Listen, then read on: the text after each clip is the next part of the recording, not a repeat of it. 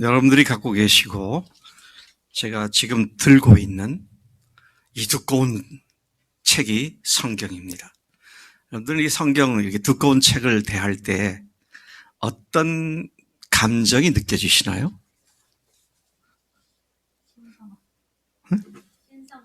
신성한 감정.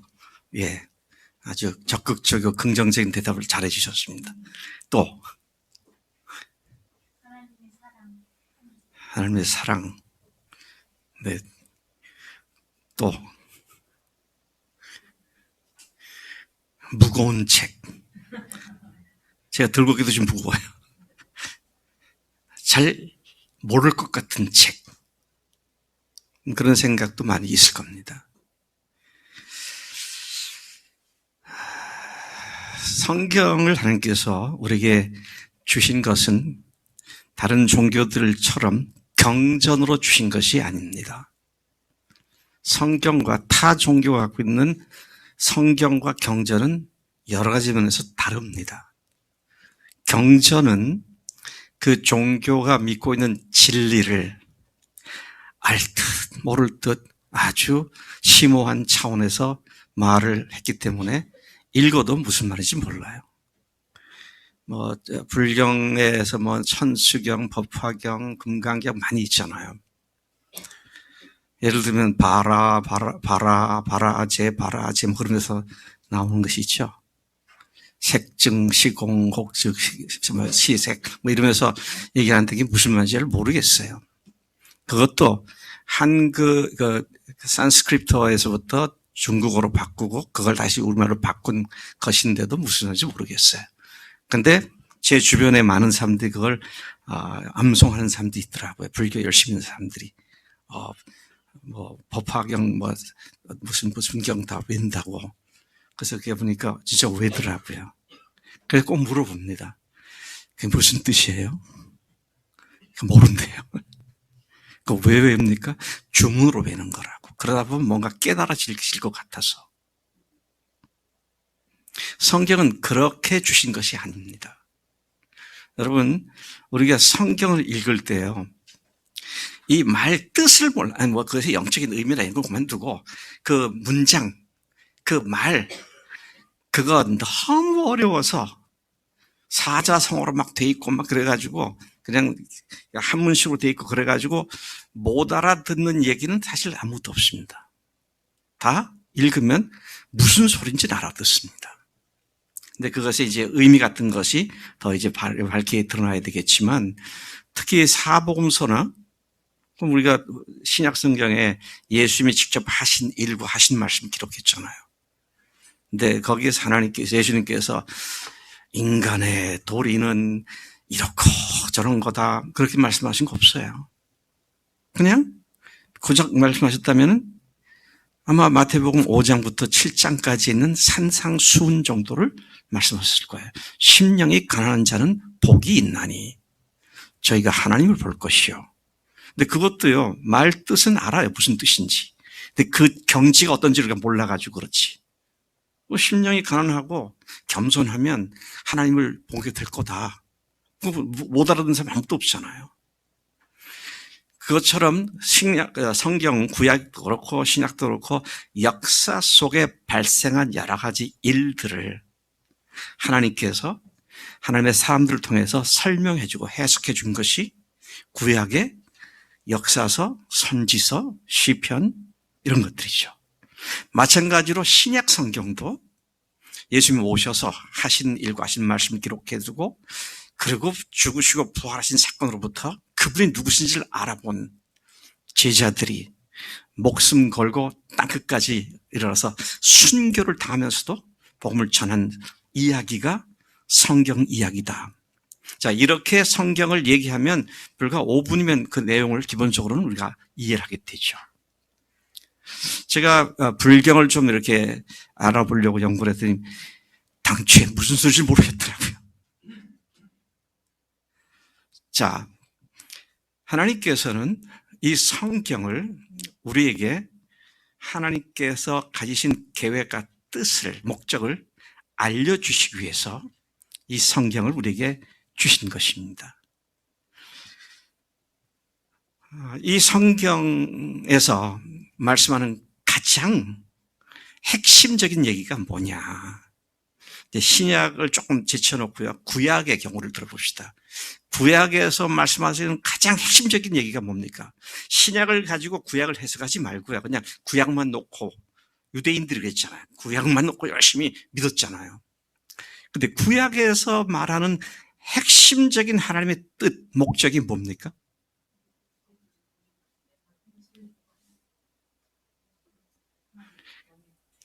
예, 하나님을 경외한다는 말을 조금 더 부드러운 말로 바꾸면 하나님을 사랑하라는 거잖아요. 자, 오늘 우리가 읽었던 본문 말씀은 그것과 관계된 이야기입니다. 이 말씀에 보면 당시에 성경을 아주 열심히 연구해서 사람들을 가르치는 율법사들과 바리새인, 그리고 또 거기에는 또 다른 종류의 사람이 있는데, 달리 불려진 사람이 있는데, 서기관과 율법사는 거의 하늘이 비슷하지만 서기관은 구약 성경을 일일이 손으로 사필을 하는 것을 전문적으로 직업으로 하는 사람입니다. 그때 인쇄술이 발명이 안 됐으니까 일일이 손으로 다 써서 기록을 해가지고 그걸 두루마리로 완성본을 만들면 그게 이제 성경이 되는 것이죠. 이사야면 이사야, 이사야였으면 이사야서, 에스겔이면 에스겔, 이제 그렇게 해서 그것만 전문적으로 베껴서 성경을 계속 복사하는 그런 사람들이 서기관인데, 그들이 그렇게 하늘에 전무하다 보니까, 전념하다 보니까 말씀의 뜻을 알기 시작합니다. 오, 이 말씀은 이런 뜻이구나. 그래서 제가 깨달은 것을 거기다가 주석처럼 붙여서 써놓기도 하고, 그렇게 하다가 그것을 다른 사람들이 보니까 너무 좋으니까 좀 가르쳐 달라고. 그래서 서기관들이 자연스럽게 유대인들의 교사가 됐죠. 근데 그들은 그렇고 율법사들도 열심히 성경을 보고 읽다가 깨달은 걸 얘기해 주니까 사람들이 좀 더 얘기해 달라고.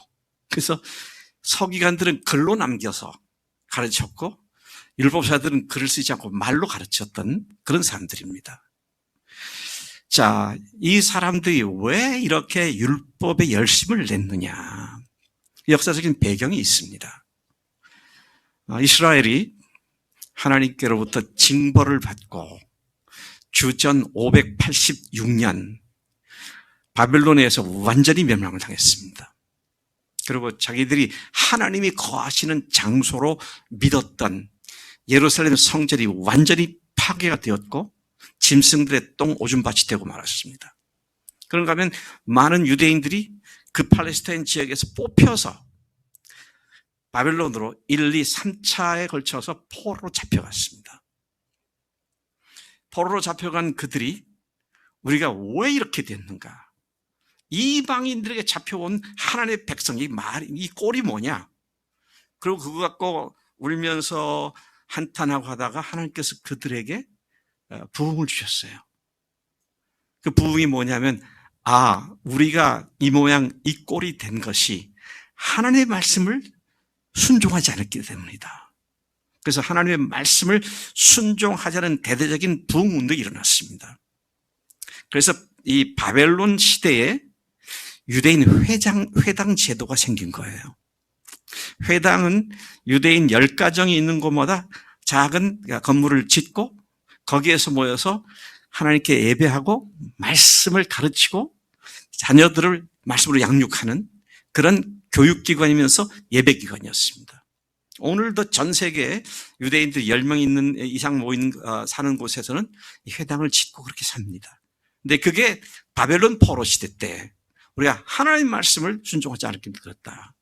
다시 하나님께 회개하고 하나님 말씀을 제대로 지키자. 그래서 이제 거기에 열심을 내는 사람들이 모여서 같이 얘기하고 또 서로 의견을 주고받고 한 것이 하나의 무리를 이루어서 아주 그것만 전번 집중을 하는 사람들이 바리새인들이 되었습니다. 우리는 바리새인이라 그러면 굉장히 위선자들이고요. 하나님께 저주받은 사람들 이렇게 우리 마음속에 이렇게 돼 있지만 사실은 예수님 당시에 바리새인들은 최고의 경건한 삶을 살려고 노력한 사람들이었습니다. 그래서 예수님께 그러시잖아요. 너희의 의가 바리새인보다 낫지 못하면 결단코 천국에 들어가지 못한다. 예수님도 어느 정도는 바리새인들의 그 모습을 인정해 주시는 말씀도 하셨습니다. 자, 그런데 그들이 그렇게 성경대로 살려고 노력을 하다 보니까 아하, 구약의 말씀이 이것이 중심이구나. 그리고 그 중심으로부터 이것들이 나왔구나. 이제 이걸 딱 파악을 하게 된 거죠. 그게 뭐냐면 중심이 뭐냐 그럴 때 신명기에 언급된 쉐마라고 하는 문단입니다. 쉐마 이스라엘아 들으라라는 말이 쉐마인데요. 그 말씀을 하나님께서 우리에게 지상명령으로 주셨구나. 그래서 3주 전에 이 목사님이 마태복음 28장 19절 지상명령에 대한 말씀을 같이 하셨잖아요. 우리 그리스도인들은 그 말씀을 모든 민족으로 제자를 삼으라. 이 말씀을 지상명령으로 알고 믿고 순종하려고 애를 쓰고 있는데 유대인들에게 지상명령은 이 쉐마입니다. 그 쉐마의 중요한 내용은 뭐냐? 하나님은 오직 한 분이시니 오직 그분만 믿고 섬겨라. 그러면서 계속 나오는 4절부터 5절까지 네 마음을 다하고 뜻을 다하고 힘을 다하고 목숨을 다하여 주 너희 하나님을 사랑하라. 그거거든요. 자, 이것 때문에 그들이 하나님 말씀을 뜻을 다해서 목숨 다해서 지키고 하는 것이 하나님을 사랑하는 것이구나. 그래서 그들은 문자 그대로 말씀을 다 지키려고.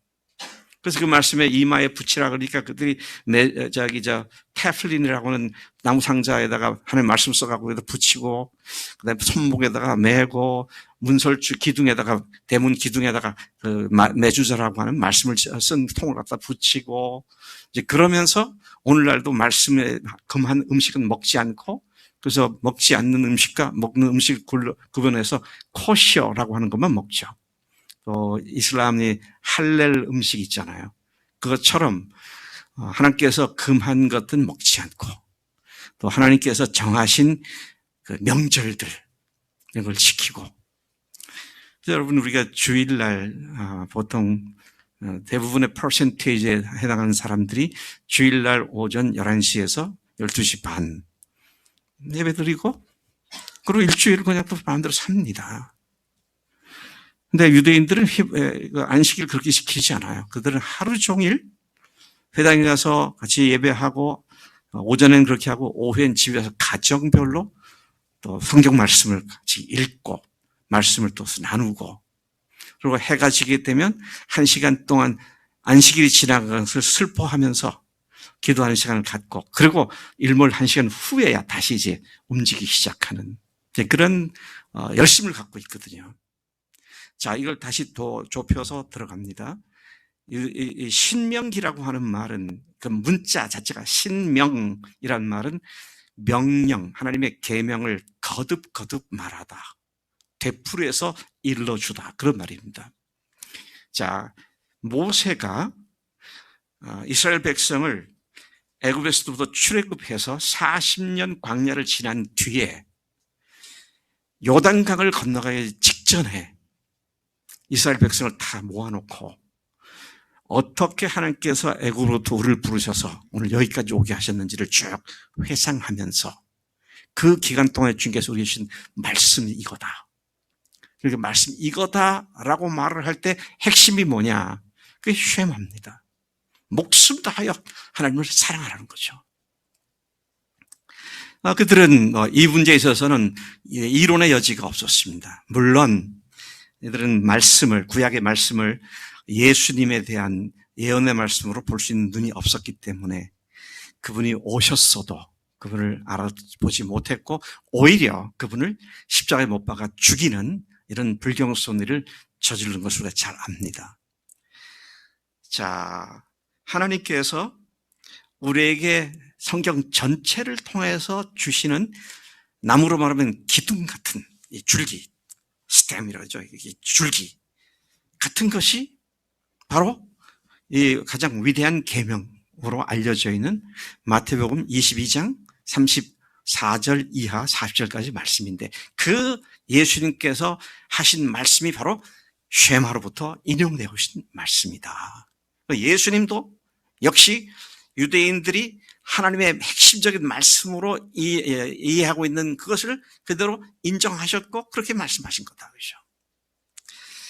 자, 그래서 우리가 정말로 이 위대한 계명으로 알려져 있는 이 계명, 아마 여러분들이 이런 설교는 저한테도 여러 번 들으셨고요. 오늘 설교 말씀을 딱 주보를 봤을 때 또 이 말씀이야? 라고 생각할 만큼 잘 알고 계신 말씀이죠. 근데 제가 오늘 이 말씀을 드리는 이유가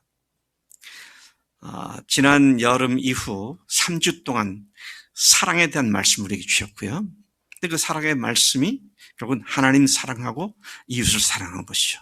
사랑의 본질인 것이고, 사랑으로 예수 하나님으로부터 사랑이 나오고 십자가 부활이 그 사랑의 결정체고, 그 다음에 우리 세 주에 걸쳐서 전혀 제가 의도하지는 않았습니다만 결과적으로는 연속 3주 선교사들을 통해서 잃어버려져 있는 영혼들을 목숨 걸고 실제로 들어가서 복음을 전하는 그런 사례를 실제를 보게 하셨고, 그리고 목사님을 통해서, 이 목사님을 통해서는 지상명령에 대한 말씀하셨고, 자, 이런 일들은 하나님께서 우리에게 하시는 말씀으로 받을 때에 우리도 그런 삶을 살 수 있게 되는 것이다.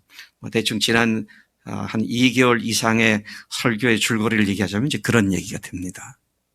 근데 저는 오늘 이 말씀을 다시 말씀을 드리게 되는 것은 지금까지 얘기했던 모든 것을 다 하나로 묶어서 하나로 딱 정리한다면 예수님께 유대인들, 서기관, 바리새인들 이들이 던진 질문에 대한 예수님의 답이 바로 그것을 요약한 말씀이다.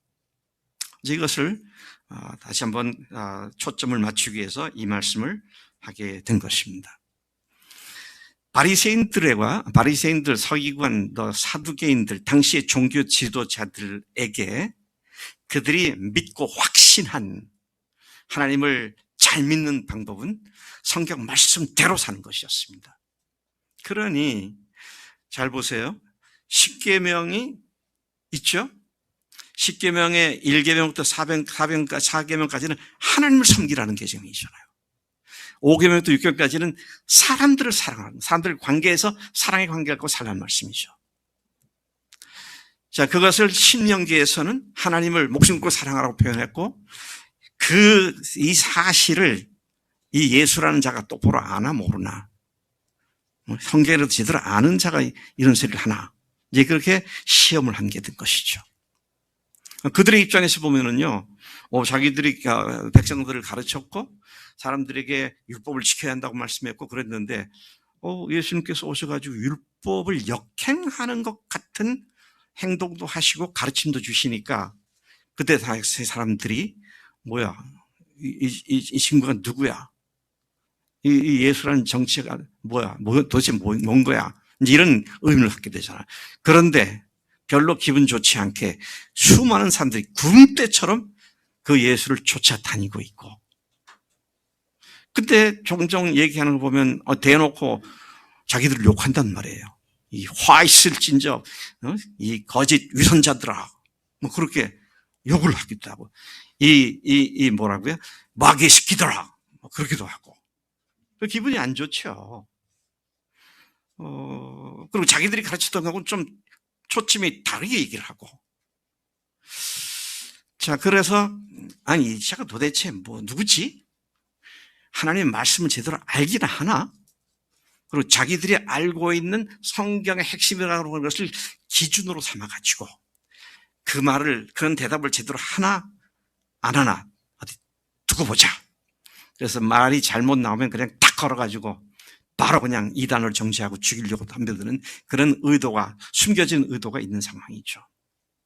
그래서 예수님께 와서 율법 중에 어느 계명이 큽니까? 근데 부르는 말이 선생님 그러잖아요. 선생님. 이거는요, 아무나 선생이라고 하지 않았어요. 우리는 김 선생, 이 선생 그러지만 유대인들에게 선생은 하나님의 말씀을 가르치는 사람으로 여겨지는 사람에게만 선생이란 말을 불렀습니다.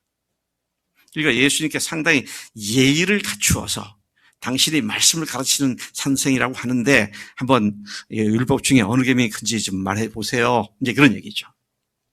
그러니까 주님이 고민하고 머리를 뜯으면서 생각하시다가 한 게 아니라 그냥 바로 대답하십니다. 뭐라고 말씀하셨어요? 오늘 우리가 읽은 본문 말씀이라고 그걸 얘기하고 있죠. 자, 여기 보니까 첫째는 내 목숨을 다해 하나님을 사랑하라는 것이다. 37절에 내 마음을 다하고 목숨을 다하고 뜻을 다하여 주 너의 하나님을 사랑하셨으니 이것이 크고 첫째 되는 계명이요. 한마디로 가장 크고 으뜸되는 계명은 하나님을 사랑하되 목숨 걸고 사랑하는 거다. 너무 간단한 얘기입니다. 그거 이상 아무것도 없다. 그게 가장 크다. 그렇게 말씀하시죠.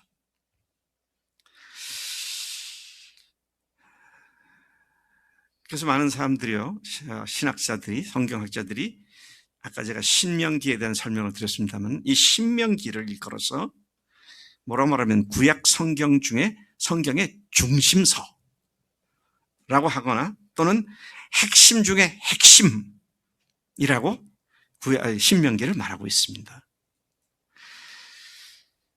주님은 그런 신명기 중에서도 쉐마인 6장 4절 5절을 인용해서 주 너의 하나님을 마음과 목숨과 뜻을 다하여 사랑하라고 대답하신 것이었습니다.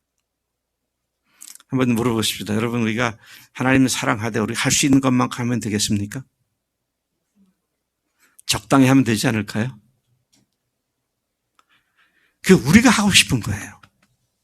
근데 주님은 목숨 걸으라 그랬습니다. 그게 안 되니까 자꾸만 우리는 타협하려고 그래요. 근데 이건 제 말이 아니잖아요. 온 이스라엘 유대인들이 아니면 생명처럼 얘기하는 말씀이고요. 근데 거기다 예수님이 이거다라고 말씀하시는데 마음을 다하고 목숨을 다하고 힘을 다하고 뜻을 다하여 주 너의 하나님을 사랑하시 이것이 크고 첫째 되는 계명이다. No wonder. 더 이상 생각할 여지가 없어요.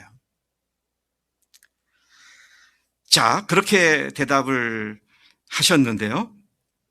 이제 문제는 우리가 어떻게 이렇게 하나님을 사랑할 수 있느냐는 거예요. 네. 이렇게 사랑할 수 있겠습니까, 우리가? 다음 점에 목숨을 걸고 마음을 다하고 뜻을 다하고 주님을 사랑하고 있어? Yes, no? 이렇게 말하면 누구도 선뜻 대답하기가 좀 어렵습니다. 그렇게 못하니까. 자, 그럼 여기 딜레마가 있어요. 그렇게 못하는 줄 뻔히 아시면서 왜 이런 걸 요청하셨느냐. 이런 딜레마가 생긴 것이죠. 이건 좀 이따 말씀드리기로 하고요. 어떻게 보이지 않는 하나님을 이렇게 사랑할 수 있는가? 주님께서는 요한복음 15장 16절에서 너희가 나를 택한 것이 아니요, 내가 너희를 택하여 세웠다. 하나님과 우리의 관계의 시작은 우리가 아니라 하나님이 그렇게 하셨다. 그렇게 말씀하시죠. 또 요한 1서 3장 16절 우리가 여러 번 이 말씀을 듣고 있습니다만은 요한복음 3장 16절과 버금가는 요한 1서 3장 16절입니다. 요한 1서 3장 16절을 보니까 그가 우리를 위하여 목숨을 버리셨으니 이로써 우리가 사랑을 알고 우리도 형제들을 위하여 목숨을 버리는 것이 마땅하니라.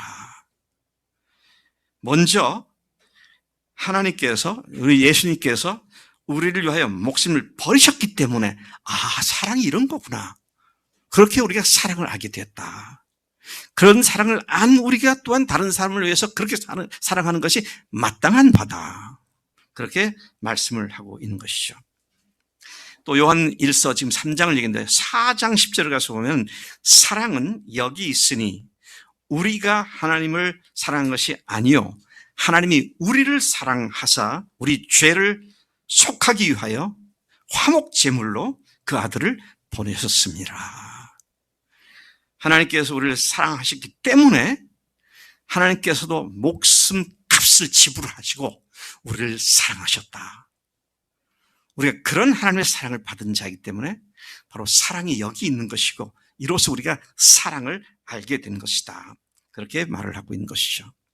우리가 하나님을 사랑할 수 있음은 하나님께서 먼저 너무도 우리를 사랑해 주셔서 우리를 위해 성자 하나님이신 예수님의 목숨 값을 희생시키셨기 때문인 것입니다. 저는 이것만 생각하면 늘 무슨 말로 어떻게 감사할지 모르겠어요.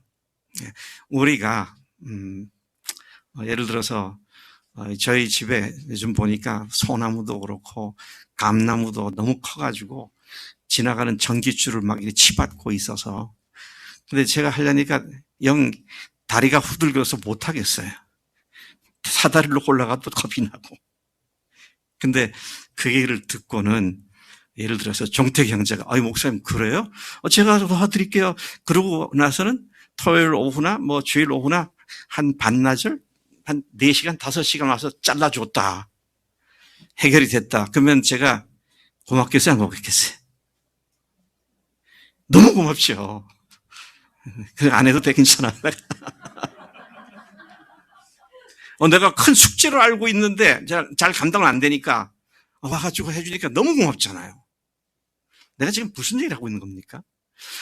같은 인간이 조금만 4시간, 5시간만 도와줘도 고마운데 창조주 하나님께서 피조물 인간을 위해서 몇 시간을 주신 것이 아니라 목숨 자체를 바치신 그 사랑을 받은 우리가 되었기 때문에 그로서 사랑이 이런 것이구나. 그렇게 사랑을 알게 된 우리이기 때문에 그 하나님을 사랑하고 형제를 사랑하는 것이 너무도 마땅한 일인 것이다. 그 말씀을 하고 있는 것이죠. 그렇기 때문에 주 너의 하나님을 사랑하라는 말씀을 우리가 순종할 수 있음은 죽으시고 부활하신 예수님을 나의 주, 나의 하나님이라고 고백한 자들에게서는 이 일이 가능하다는 얘기가 되는 것입니다. 왜? 그 사랑을 입은 자들이기 때문에 그 사랑으로 주님 앞에 나아갈 수 있는 그런 위치에 섰기 때문이다 하는 것이죠. 그 예수님을 주님으로 고백했다는 말은 그분을 나의 생명으로 여기고 나의 삶의 주인을 나 자신으로부터 그분으로 바꾸었다는 말이 되지 않겠습니까? 따라서 우리는 그렇게 엄청난 사랑과 은혜를 주신 주님을 목숨 걸고 사랑한 것이 지극히 당연하고 마땅한 인생으로 바뀐 자들이 된 줄로 믿습니다. 그러한 사랑을 주님께 드리는 것이 최고의 기쁨이고 그것이 영광이고 즐거운 그런 우리의 즐거움이 된 줄로 믿습니다. 이것은 진짜 누가 억지로 하라고 해서 되는 것도 아니고요. 또 그런 감동도 없는데 앉아 있으려니까 너무 힘들고 그런 문제가 아니잖아요. 정말로 주님의 은혜가 나를 새롭게 만드는 그런 감동이 있는 하나님의 사랑이죠. 제가 아까 우리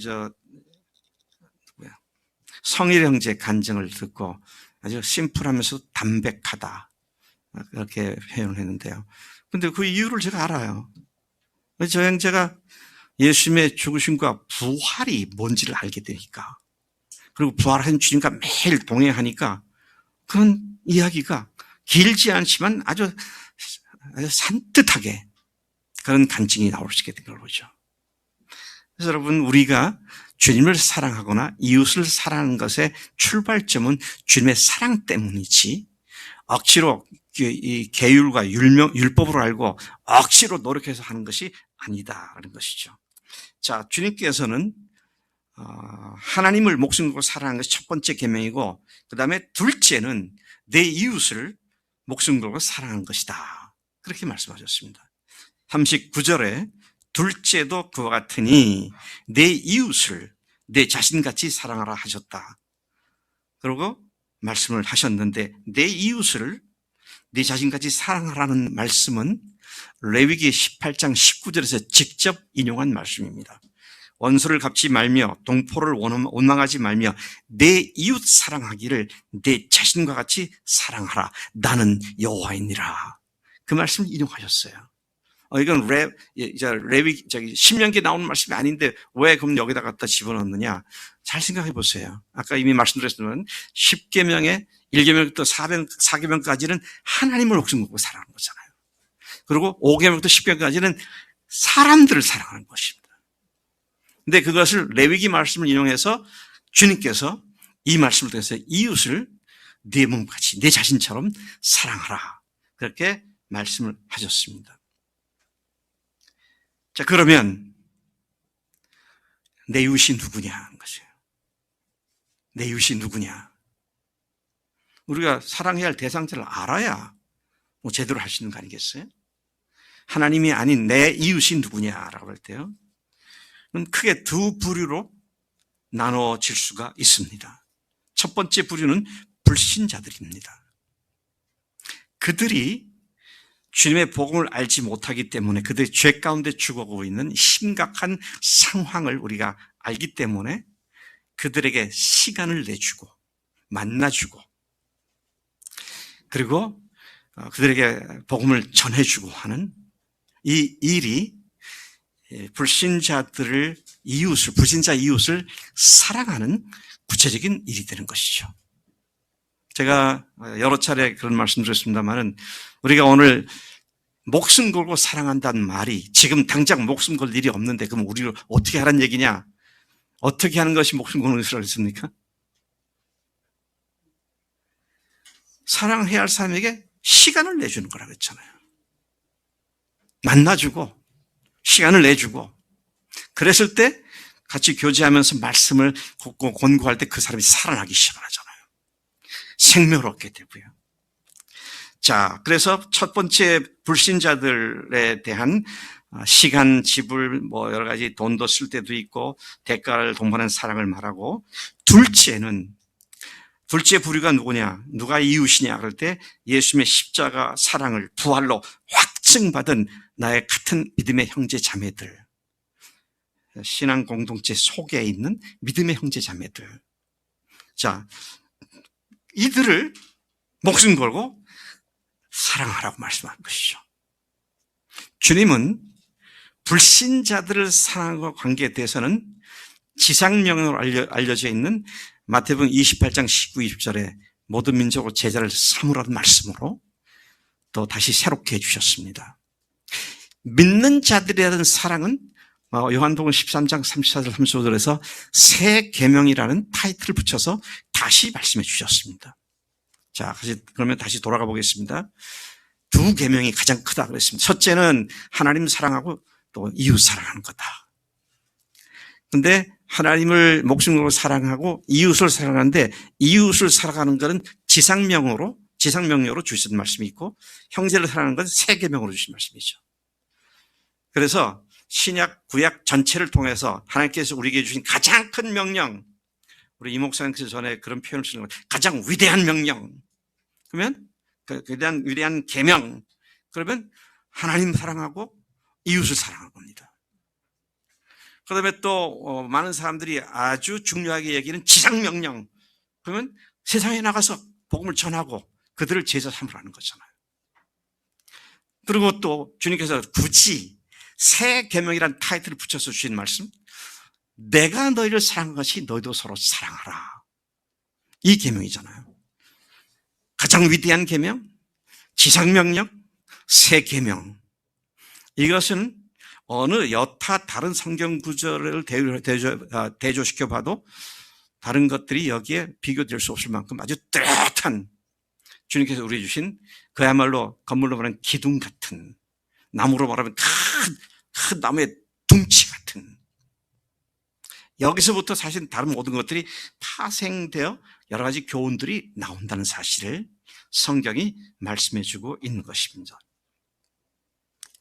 이러한 목숨을 대가로 지불하기를 아까워하지 않으면서 사랑할 수 있는 원동력이 뭔가?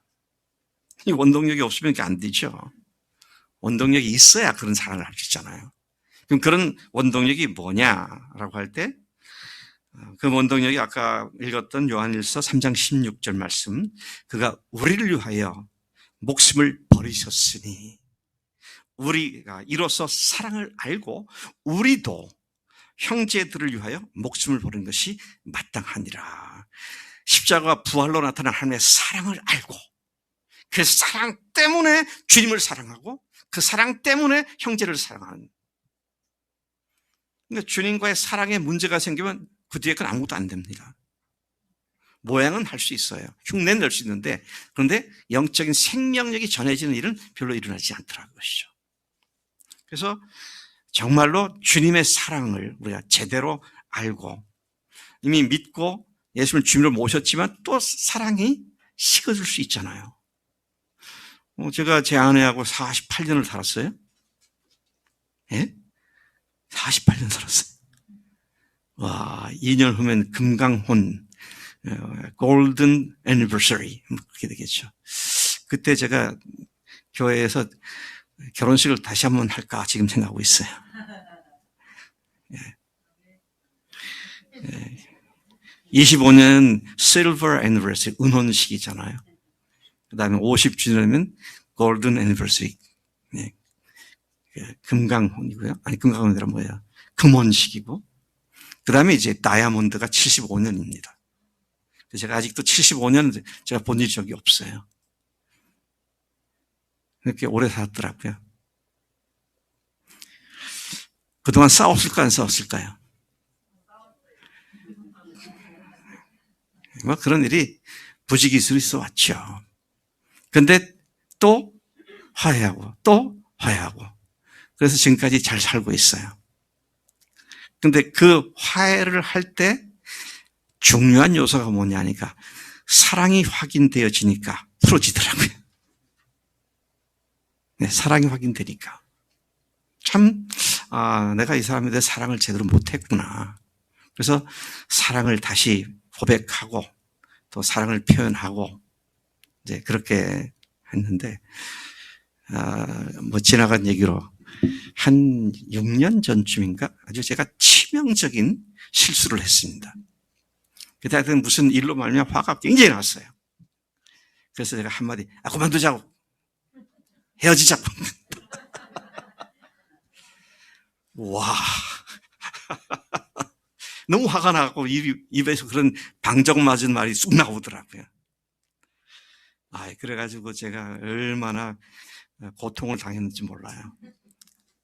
그래서 겨우 용서함을 받고, 그 다음에 이제 보상 차원에, 어딜 갔냐면, 청량에 가니까 무슨 수목원이 있더라고요. 거기를 갔습니다. 봄철이었어요. 봄인데 이제 늦봄인데 꽃들 다 졌는데, 멀리서 보니까 나무가 유일하게 꽃이 펴 있더라고요. 그래서 가보니까 꽃이 아니고 나무 잎사귀가 하얘가지고 무슨 꽃으로 돼 있더라고요. 그래서 이게 무슨 거냐고, 무슨 나무냐고 그러니까 이름이 또 이상하더라고요. 무늬케케 버드나무 그렇더라고요. 그래서 이거 하나 사야겠다. 그래서 제가 묘목 좀 큰 걸 사다가 집에 심었습니다. 이게 잘 자라서 지금도 잘 자라고 있어요. 그나마 보면 제 사람이 저거 왜 샀지? 언제 샀지? 그러면서 이제 다시 나한테 리마인드를 시켜주니까 저는 나무를 피워버릴까? 그런 생각도 들어요. 그런데 사랑으로 회복이 되는 것이 심각한 상황도 언제든 해결되더라고요. 여러분, 우리가 주님을 사랑하는 데 있어서 때로는 영적으로 또 느슨해져서 주님과의 사랑의 관계가 이상이 생길 때가 있습니다. 그럴 때는 어떻게 합니까? 빨리 회개해야 되죠. 빨리 회개해야 되죠. 하나님께서 회개하면 용서하시잖아요.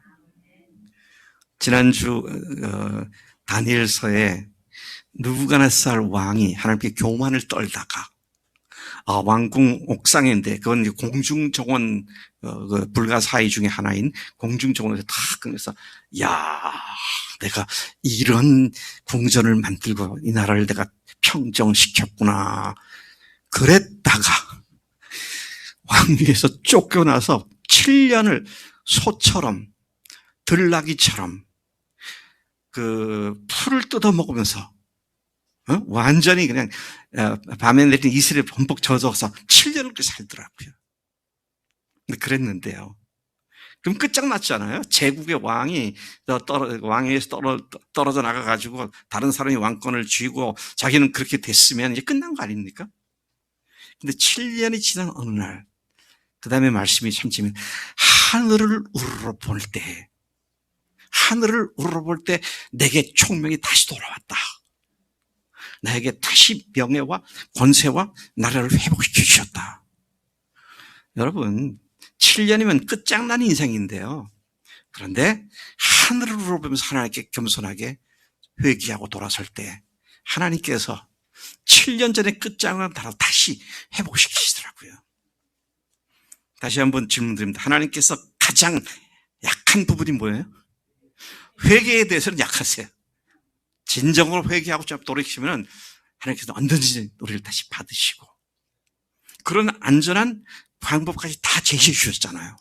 그러니까 주님과의 이 사랑 관계 이상은 우리 살다 보면 생길 수가 있는데 그것을 빨리 회개하고 회복받고 다시 주 앞에 나갈 때 목숨 걸고 주님을 사랑하는 그 일이 더 깊은 차원에서 이루어지게 되는 줄로 믿습니다. 네. 사랑하는 자들아, 이같이 우리가 요한일서 4장 11절입니다. 사랑하는 자들아, 하나님 이같이 우리를 사랑하셨은즉 우리도 서로 사랑하는 것이 마땅하도다. 하나님의 그 큰 사랑을 받고 하나님을 사랑한다고 하는 사람들이 그런 사람들끼리 서로 사랑하는 것이 마땅한 일이다. 그런 말씀을 한 것이죠. 자, 주님께서는 이 두 가지를 말씀하신 뒤에 이것이 성경 전체를 통해서 주시는 가장 핵심이다 라고 못을 꽉 받아가 주시더라고요. 40절 말씀이죠. 40절. 이 두 계명이 온 율법과 선지자의 강령이니라. 여러분, 여기에서 표현하고 있는 온 율법과 선지자는 뭘 얘기하는 거죠? 구약을 얘기하는 거잖아요. 그때는 구약이라는 말이 없었으니까 율법과 선지서의 대강령이다.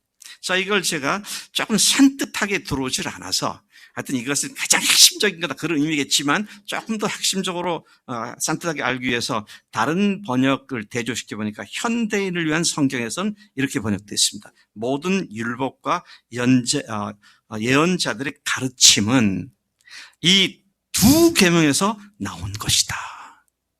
이 두 계명으로부터 수많은 교훈들과 가르침이 나왔다.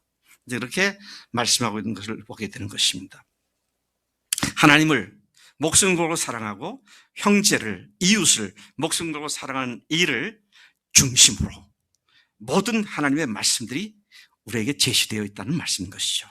비록 성경이 방대한 책이지만 이 성경의 핵심은 두 계명이죠. 이 핵심인 두 계명이 예수님의 십자가 부활 복음으로 자신의 인생의 주인을 바꾼 사람들에게는 매우 흥미진진하게 이루어져가는 하나님의 놀라운 능력이 되는 줄로 믿습니다. 10계명 중에 1계명부터 4계명까지가 목숨 걸고 하나님을 사랑하는 계명이고요.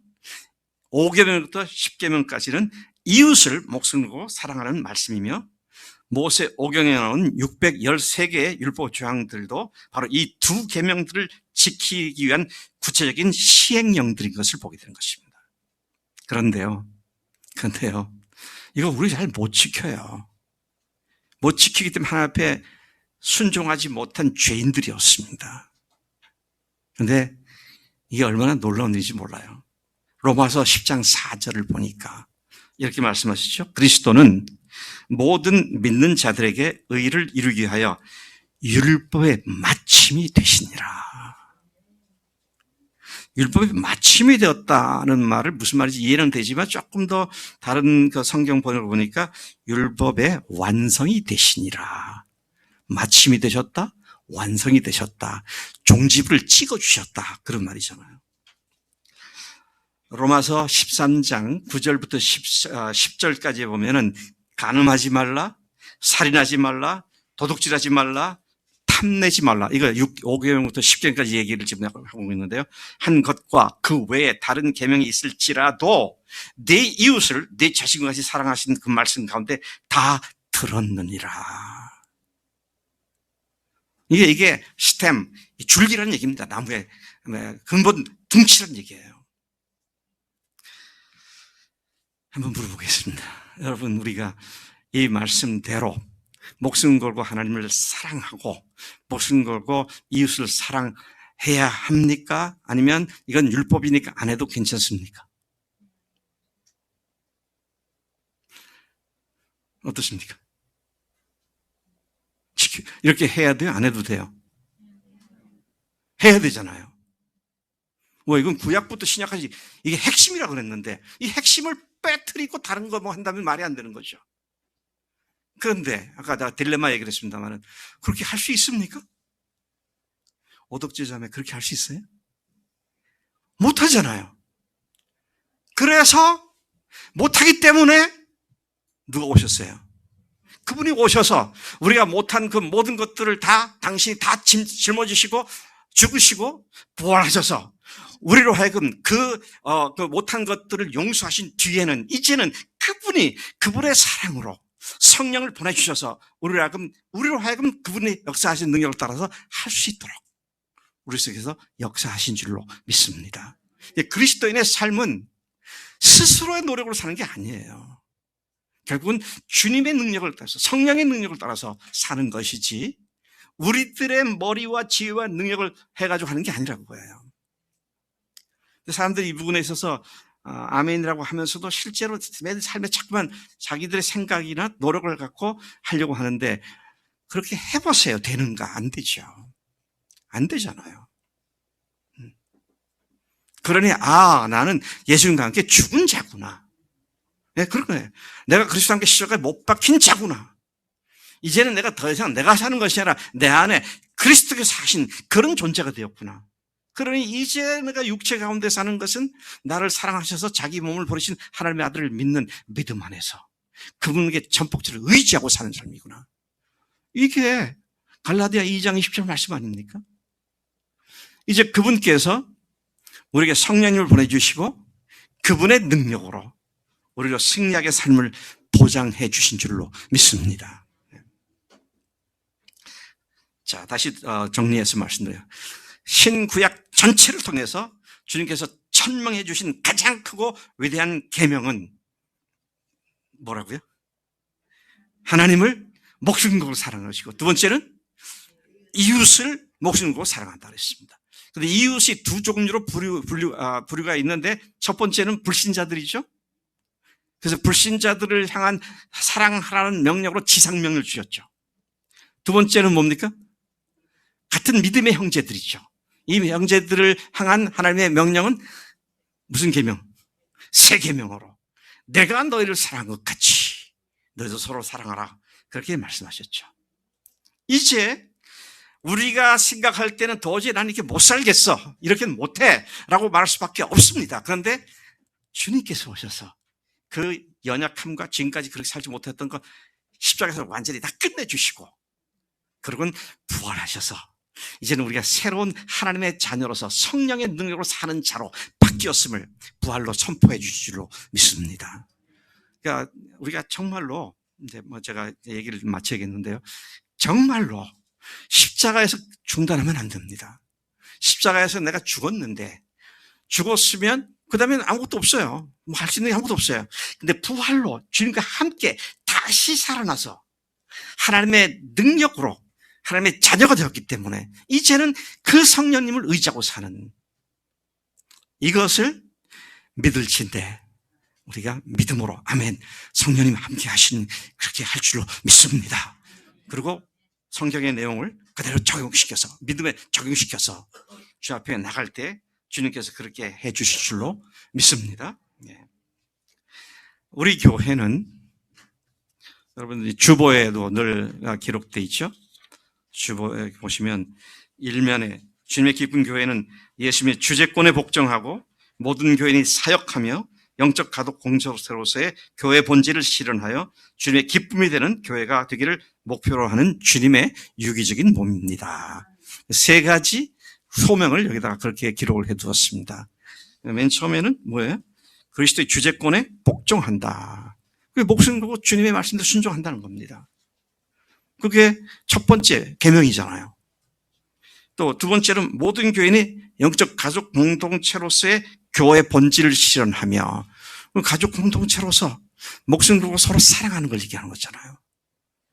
그리고 또 모든 교인들이 사역자가 된다. 모든 민족으로 제자를 삼으라는 그 말씀을 그대로 순종하기 위해서 우리가 여기에 하나님의 부르심을 받고 또 우리 교회를 주님께서 세워주신 줄로 믿습니다. 자, 이것은 한번 물어봅시다. 박 목사의 신념인가요? 주님께서 목숨까지는 안 해도 되니까 그냥 교회 생활 하는 걸로 족하다 하면 저도 그렇게 목회하겠어요. 근데 제가 그럴 권한이 없습니다. 교회가 하늘 가족이다 그랬으니까 가족으로 믿고 그런 사랑의 공동체가 되도록 계속 우리가 서로 만나서 교제하고 서로가 서로를 세워주기 위해서 간증도 하고 또 그 일을 혼자 안 되니까 한쪽에서 기도하고 그래서 주님이 우리 가운데 행하시는 그런 교회가 되기를 소망하기에 우리가 이런 얘기를 계속 하는 것입니다. 제가 여러분들에게 설교할 때 잠깐만 보니까요 조금 불편한 진실을 제가 자주 얘기하는 것 같아요. 그런 것 말 안 했으면 좋겠다. 목사님 말하는 게 사실이긴 하지만 그거 잠깐만 들춰내서 괴롭히지 마세요. 그런 생각도 있는 것 같아요. 예수님이 그러셨더라고요. 바리새인들한테. 예수님은 저보다 더 했죠. 이 화있은 이 위선자들아 그러면서 노골적으로 그러셨잖아요. 제가 여러분들한테 언제 이 위선자요 그런 말 한 적이 있습니까? 그러면 당장 교회에 쫓겨날 것 같아요. 근데 그렇지 않잖아요. 그냥 말씀만 얘기를 하는데 거기에 제가 일부 예배 때 사용했던 언어인데요. 하나님의 말씀을 애누리 하려고 그러고 디스카운트 하려고 그러고 바겐세일에서 할인 받으려고 그러고 그래서 그렇게까지는 못하도록 여기까지는 제가 하겠습니다. 이렇게 되면 한도 끝도 없는 것이죠. 그래서 여러분 하나님께서 오늘 우리에게 분명히 말씀하신 것은 이 두 가지 계명이다. 그리고 그 계명이 실제로 이루어지도록 오셔서 죽으시고 부활하셨고 그리고 오늘 성령을 보내주셔서 그 사랑으로 원동력을 삼고 나아갈 때 주님께서 우리 속에서 놀라운 일을 지속적으로 행하실 줄로 믿습니다. 같이 기도하시겠습니다. 여러분 오늘 말씀을 들으시면서 늘 들어온 얘기지만 그러나 실제로 목숨 걸고 주님 사랑하고 목숨 걸고 형제를 사랑하고 목숨 걸고 안 믿는 사람들의 영혼을 사랑하는 그 일을 우리가 제대로 순종할 수 있도록 주님의 십자가와 부활의 사랑을 더 깊이 날마다 새롭게 경험할 수 있도록 은혜 내려 주옵소서. 주님이 은혜 주시면 능히 그렇게 할 줄로 믿습니다. 하나님 종을 받아주시고 종이 아버지여 하나님의 아들로서 딸로서 그렇게 살기를 소망합니다. 말씀대로 내게 이루어지도록 역사해 주옵소서. 간절한 마음으로 여러분 한 1, 2분 조용히 소리를 내서 또는 조용히 하나님 앞에 기도하는 시간을 갖겠습니다. 같이 기도합니다. 아버지 하나님 감사합니다. 오늘 이 시간 주님께서 율법서 예수님을 적었습니다. 주님께서 두 가지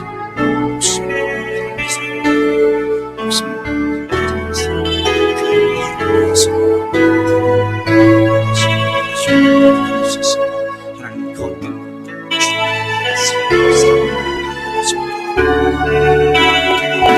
사랑을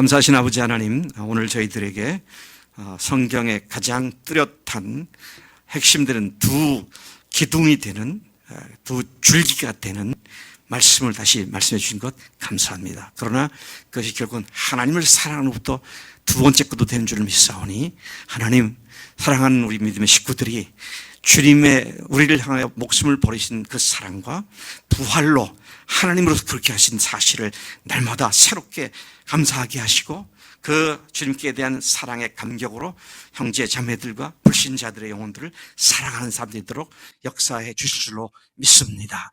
그런 은혜가 우리 가운데 풍성토록 채우시옵소서. 감사하고 예수님의 이름으로 기도합나이다. 아멘. 아멘.